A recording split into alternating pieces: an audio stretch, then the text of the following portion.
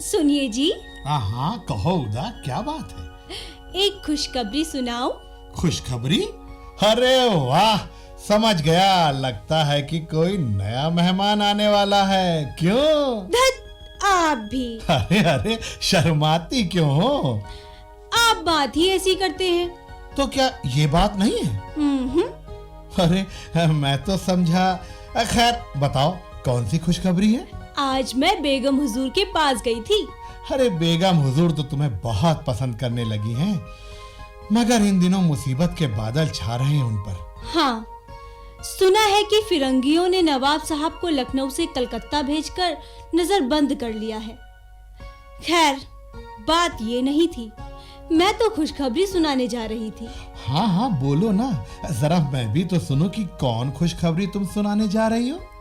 बात ये है कि बेगम हुजूर ने मुझे महिला पलटन का मुखिया बना दिया है। बधाई हो, बधाई। लेकिन उदा, क्या? देखो, आजकल माहौल ठीक नहीं चल रहा है। लड़ाई के आसार नजर आ रहे हैं। अब ऐसे समय में तुम्हारा पलटन में रहना, नहीं, देखो तुम मना कर दो बेगम हुजूर से। ऐसा कैसे हो सकता है? बदनीयत फिरंगी लखनऊ को हड़प लेना चाहते हैं। ऐसे समय में यहाँ की हर औरत को उन्हें मुंह तोड़ जवाब देना चाहिए। लेकिन अब आप मुझे पीछे हटने के लिए ना कहिए। जो पीछे हटते हैं वो कायर होते हैं।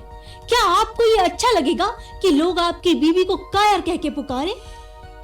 मुझे तो तुम पर नाज है उदा। तो मुझे आशीर्वाद दीजिए, चाहे मुझे अपने प्राणों की बलि देनी पड़े, लेकिन मैं कभी पीछे ना हटूं। मुझे पूरा विश्वास है कि तुम्हारा साहस दुनिया के लिए एक मिसाल बनेगा। लेकिन हाँ, अपना ख्याल रखना, मेरी खातिर।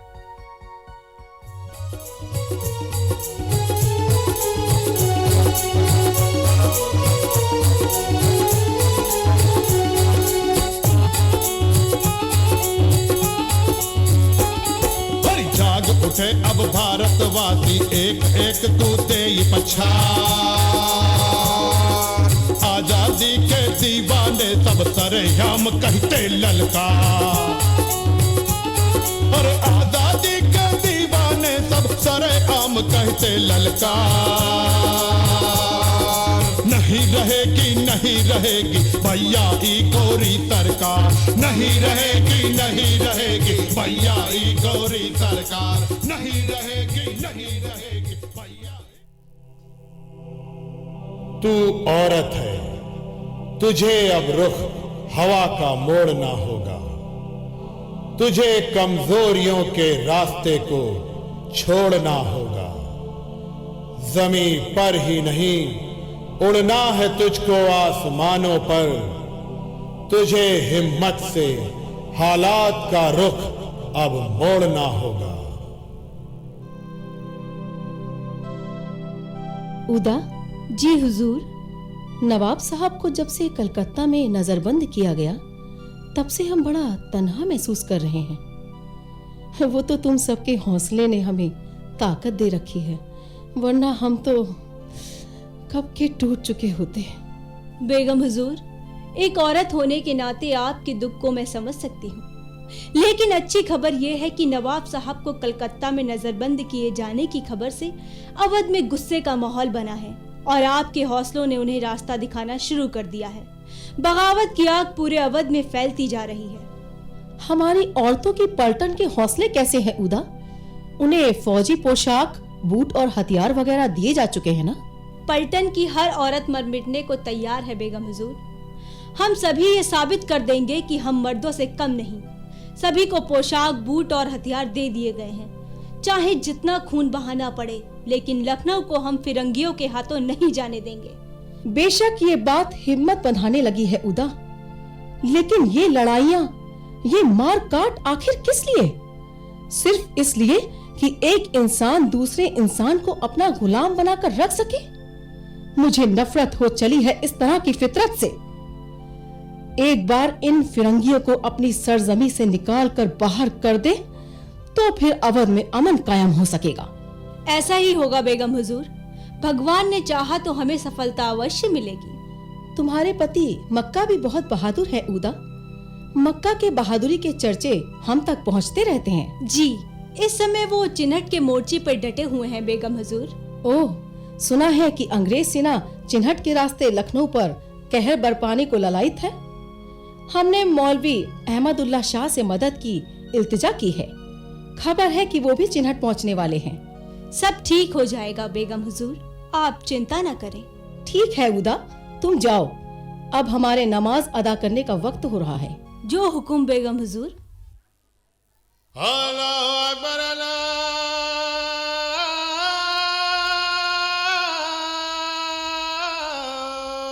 अकबर, अल्लाहु अकबर।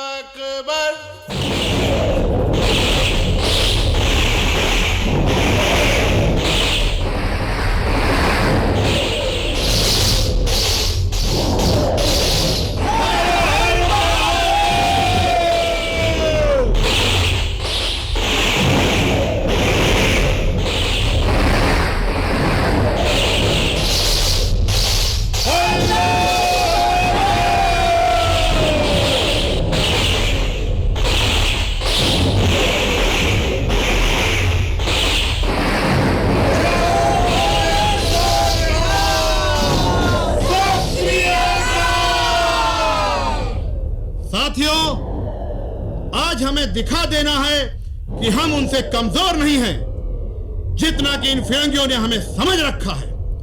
साथियों, कसम खाओ कि आज एक भी फिरंगी हमारे जीते जी चिन्हट को पार न कर सके। लाश बिछाओ उन दुश्मनों की। हर हर महादेव।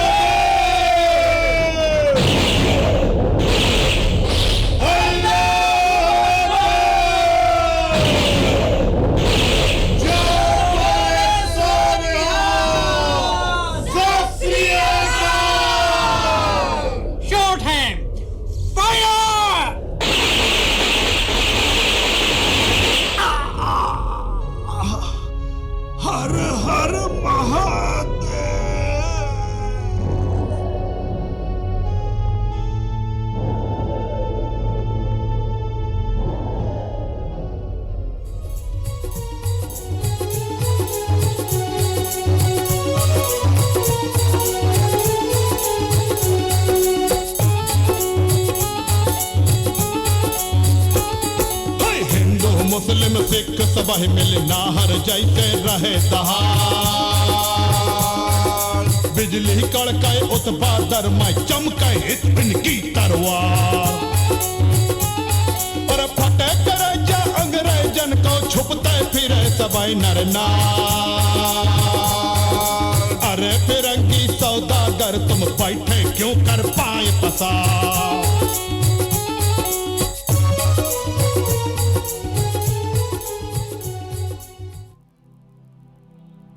बेगम हुजूर, दो फौजी अफसर आपसे मिलने की इजाजत चाहते हैं और उन्होंने अपनी ये मोहर दी है।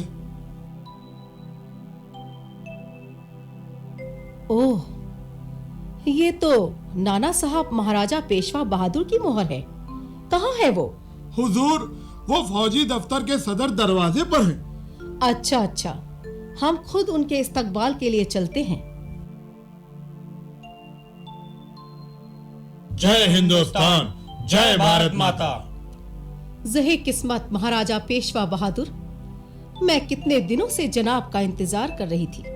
आइए आइए, तशरीफ लाइए।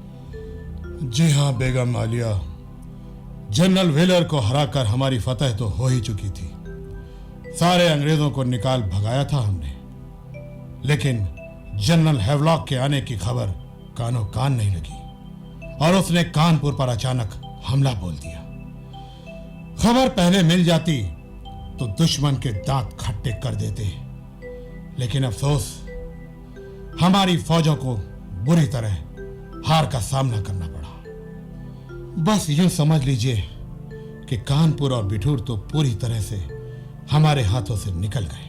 उफ, अफसोस, सद अफसोस। ये तो बुरी खबर है महाराजा। हमने ज्यादातर खजाना एक कुएं में हिफाजत के लिए डलवा दिया था। उन बज़ातों ने वो भी निकालकर अपने कब्जे में कर लिया। हैवलॉक ने तो जो किया सो किया, मगर कर्नल नील ने तो बनारस, इलाहाबाद और कानपुर में कहर बरपा दिया है। कमीने ने आम के दरख्तों पर मीलों दूर तक फांसी के फंदे लटका दिए और हजारों बेगुनाह अमीर गरीब, बूढ़े बच्चे और औरत मर्द को फांसी दे दिए। इतनी बेरहमी तारीख में कहीं देखने को भी नहीं मिलेगी। लेकिन बेगम हुजूर, जो लोग फांसी पर चढ़ाए गए वे चढ़ते चढ़ते यही कहते रहे कि हुक्म आखिर कत्लगाह में जब सुनाया जाएगा, जब मुझे फांसी के तख्ते पर चढ़ाया जाएगा, ऐ वतन, उस वक्त भी मैं तेरे नगमे गाऊंगा। अहद करता हूं कि मैं तुझ पर फिदा हो जाऊंगा। हाय अल्लाह, ये तो बड़ी दर्दनाक खबर है। इस कमीने कर्नल को एक ना एक दिन सजा जरूर मिलेगी। या खुदा, ये तो इंसान नहीं भेड़िया है। अच्छा, अब आगे क्या करना है, फरमाइए। अभी तो बहुत कुछ करना है बेगम आलिया। चूंकि कानपुर में हार हो गई है हमारी, पर हौसले पस्त नहीं हुए। हम जोश और खरोश से इन बज़ातों से लड़ेंगे और इन्हें मुल्क के बाहर खदेड़ कर ही दम लेंगे। बेशक महाराजा, हमें एकजुट होकर इनसे लोहा लेना चाहिए। जी मलका आलिया, मैं चाहता हूं कि किसी तरह चंदर नगर के फ्रांसीसी गवर्नर से मुलाकात हो जाए। तो मुझे उम्मीद है कि उनकी मदद से इन अंग्रेजों को हम छठी का दूध याद करा देंगे। कोशिश करते रहिए, वहां से इमदाद की पूरी उम्मीद है। लेकिन महाराजा, आपने इस नौजवान का परिचय नहीं दिया। ये कौन साहब हैं? ओह, मैं तो वाकई भूल गया था। ये फौजी नौजवान नहीं, मेरी बहन है। नाम है सुनंदा उर्फ गंगाबाई। छबीली बहन यानी लक्ष्मी बाई इनकी चाची है। कम उम्र में बेवा हो जाने के कारण लक्ष्मी बाई की संगत में इसे अजहद बहादुर और दिलेर बना दिया है। तलवार, बंदूक, नेजा और रिवॉल्वर के इस्तेमाल में तो ये माहिर है। सच बताऊं तो जनरल व्हीलर को हराने में सुनंदा बहन का ही ज्यादा हाथ है। इसे मैं आपके खिदमत में छोड़े जा रहा हूं। वाह वाह, सुभान अल्लाह। मुझे गुमान भी नहीं हुआ कि ये मर्द नहीं औरत हैं। ज़हे किस्मत, मैं इन्हें खातून बटालियन की कमान सौंप दूंगी। बहुत माकूल तजवीज है बेगम साहिबा। अच्छा, अब हम चलते हैं। खुदा हाफिज। खुदा हाफिज।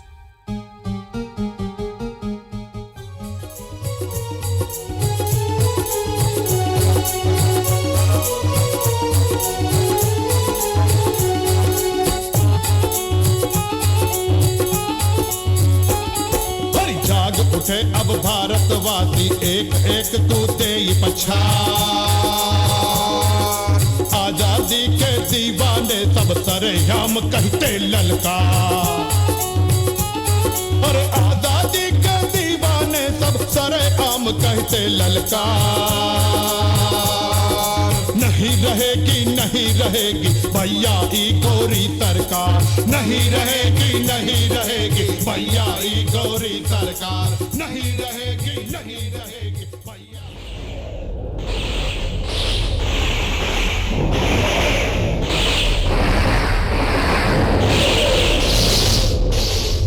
Order order. कर्नल पामर, मच्छी भवन के कुछ हिस्से तो तोप की मार से बर्बाद हो चुके हैं। तुम लोग सेना के साथ रात के 11 बजे रेजिडेंसी पहुंचो। Okay sir.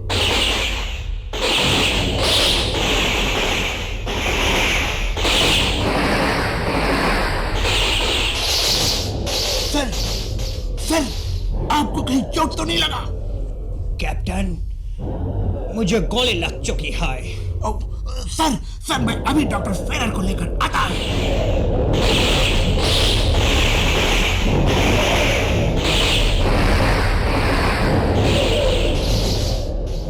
डॉक्टर, मैं कितनी देर तक जी सकता हूं?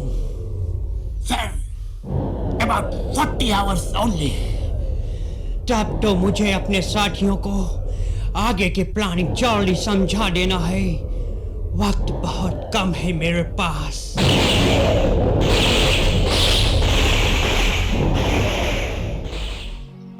इस तरह से जख्मी अवस्था में हेनरी लॉरेंस को डॉक्टर के घर ले जाया गया, जहां से वो कई आवश्यक आदेश प्रसारित करता रहा और अधीनस्थ अधिकारियों को सुरक्षा व्यवस्था के विषय में मार्गदर्शन भी देता रहा। कुछ दिनों बाद उसका देहांत हो गया। कई दिनों तक बेगमों की सेनाओं को उसके मरने का कोई समाचार नहीं मिल सका। इधर बेगम हजरत महल अपनी महिला बटालियन की कर्नल सुनंदा को लखनऊ के बेगम कोठी, कैसरबाग, छतर मंजिल वगैरह की हिफाजत करने के लिए कहती हैं तथा उदा देवी पासी के पति मक्का पासी के शहीद होने की खबर से दुखी हो जाती है। तभी उदा, बेगम हुजूर, आसमान में उड़ने वाले परिंदे कभी गुलेल की चोट से नहीं डरते। मेरे पति भी निडर इंसान थे। आप भरोसा रखें बेगम हुजूर, जो काम मेरे पति पूरा न कर सके मैं उसे जरूर पूरा करूंगी और इन अंग्रेजों को यहाँ से मार भगाऊंगी। हमें तुम पर नाज है उदा। हम आजादी से वाबस्ता तुम्हारे जज्बे को सलाम करते हैं। हम दुआ करेंगे कि तुम्हारे पाक मंसूबे कामयाब हों। प्रणाम बेगम हुजूर।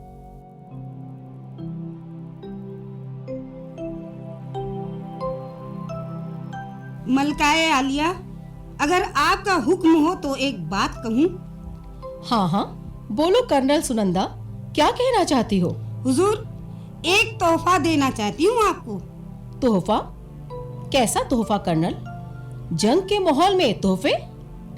जी हाँ आलीजा, ये जंग से ही ताल्लुक रखता है। ओह, तो सुनंदा पेश क्यों नहीं करती? आली कद्र, ये उस हत्यारे कर्नल नील का सिर है। उस दिन सिकंदर बाग के पास मैंने ही उसे तलवार से मौत के घाट उतार कर ये तोहफा संजो कर रखा था। वाह वाह मेरी बहादुर बहन, मैंने सुना था उस दिन कर्नल नील मारा गया था और ये भी पता था कि उसे तुम्ही ने मौत के घाट उतारा था, लेकिन जान पर खेल कर भी सिर काट लाओगी, ये तो मैंने कभी सोचा ही नहीं था। वाह वाह कर्नल सुनंदा, तुमने इसमें भूसा भरवा कर इंसान की खाल में उस भेड़िए के साथ बिल्कुल ठीक सलूक किया है। जी हाँ आली कद्र, अगर हुजूर की मर्जी हो तो इसे काफी दिनों तक रखा जा सकता है। बेशक मेरी बहन, बेशक। तुम्हारे इस बेशकीमती तोहफे को हिंद की तारीख कभी नहीं भूल सकेगी। कल की लड़ाई में ये एक लंबे बांस पर टांग कर हमारे झंडे के पीछे पीछे ले जाया जाएगा और उसके बाद कैद खाने की मीनार पर लटका दिया जाएगा।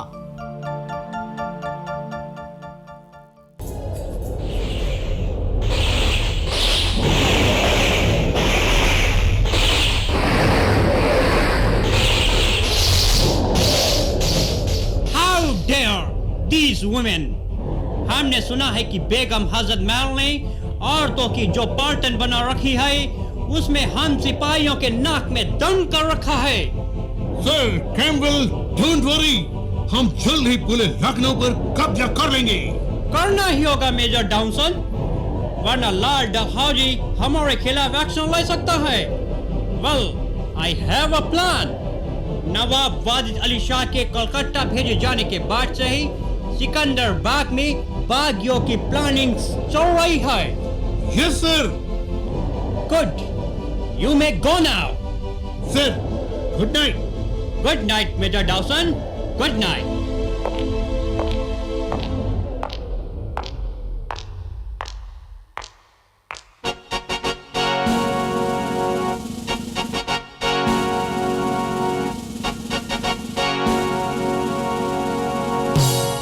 Captain Wallace, yes major Dawson. आज कितनी गर्मी है, मुझे तो लग रहा है कि मैं तो रोस्ट हो जाऊंगा। Me too, sir. I hate the summer season of this country. Really, I hate. यहाँ तो कोई बागी नहीं दिखाई दे रहा है। सर कैंपबेल को किसी ने गलत खबर दे रखी है। मेजर डॉसन, बचिए।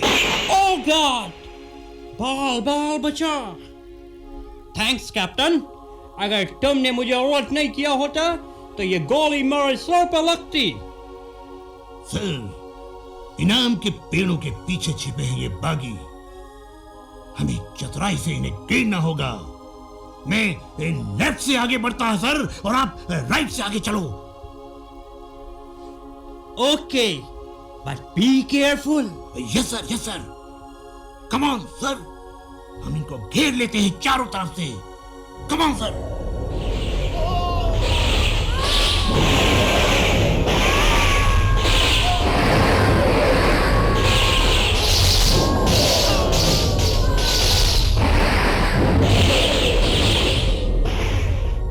बहनों, जिस तरह आज सूर्य देवता आग बरसा रहे हैं, उसी तरह हमें भी दुश्मनों पर गोलियां बरसानी है। भून कर रख देना है इन्हें, ताकि फिरंगियों को भी पता चल जाए कि हिंदुस्तानी औरतों के जिन हाथों में मेहंदी सजती है, चूड़ियां खनकती हैं, उन्हीं हाथों में बंदूक थामकर गोलियां भी बरसा सकती हैं। तो बहनों तैयार हो, दुश्मन सिकंदर बाग की ओर बढ़ रहे हैं, उन्हें सबक सिखाना ही होगा। हाँ, सबक सिखाना होगा। हाँ, सबक सिखाना होगा। गोलियां चलाओ। और नैना, तुम 8 औरतों के साथ इन घने पेड़ों के पीछे चली जाओ। ठीक है उदा, तुम अपना ध्यान रखना। मेरी चिंता मत करो, मेरी एक भी गोली बेकार नहीं जाएगी। वो किसी न किसी अंग्रेज सिपाही की जान लेकर ही रहेगी। वो तो ठीक है, लेकिन तुम ही हम औरतों की प्रेरणा हो। तुम्हें कुछ नहीं होना चाहिए। मेरी अच्छी सहेली, जो कहीं तुम्हें कुछ हो गया तो हम सब की हिम्मत टूट जाएगी। अच्छा, ये रोने धोने का समय नहीं है। चलो जाओ, अपना अपना मोर्चा संभालो। पगली कहेगी।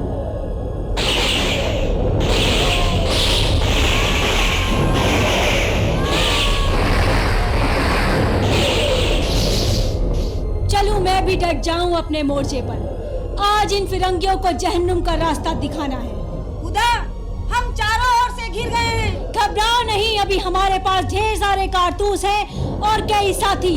हम इस घेरे को तोड़ सकते हैं। मुझे नहीं लगता कि हम घेरा तोड़ पाएंगे। मैं तो कहती हूँ कि तुम किसी तरह यहाँ से निकल जाओ। यहाँ मैं संभाल लूंगी।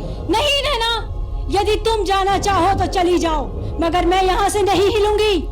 यहाँ अब या तो दुश्मनों की लाशें गिरेंगी या मेरी लाश। उदा!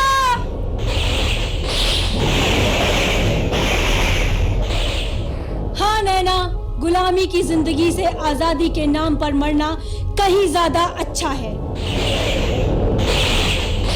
नैना, क्या हुआ तुम्हें?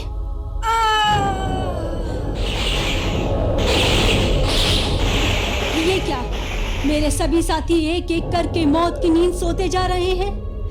ओह, मेरी प्यारी सहेली नैना, तुम भी मेरा साथ छोड़ गई। मैं उसे नहीं छोड़ूंगी जिसने तुम्हें मौत की नींद सुलाया है। मैं उसे भून के रख दूंगी। हाँ, मैं पीछे नहीं हटूंगी। पीछे तो कायर हटते हैं और मैं कायर नहीं हूँ। मैं लड़ूंगी, अकेली लड़ूंगी।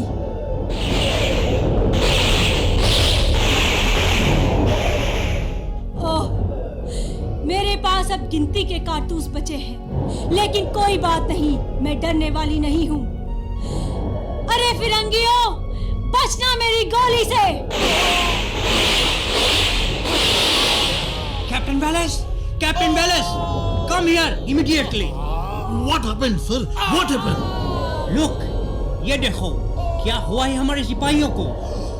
Oh my God! हमारे 36 सोल्जर्स को किसने मार गिराया सर? लग रहा है कोई एक ही पर्सन गोली चला रहा है sir. Yes, you are right. But कोई दिखाई तो नहीं दे रहा है। Sir, look! सर, गोली उस पीपल के पेड़ से आ रही है। उस पेड़ के पीछे कोई बागी छिपा है सर, और वो हमारे सिपाहियों पर गोली बरसा रहा है। सर, मैं अभी देखता हूँ उसे। ऐसा करो, इसके चारों तरफ से घेर लो इस पेड़ को। Come on!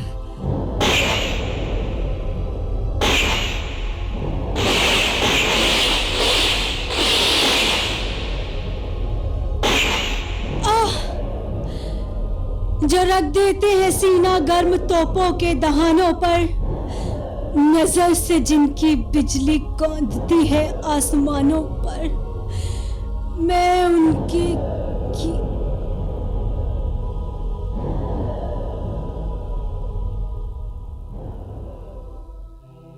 शहीदों की चिताओं पर लगेंगे हर बरस मेले, वतन पे मरने वालों का यही बाकी निशान होगा।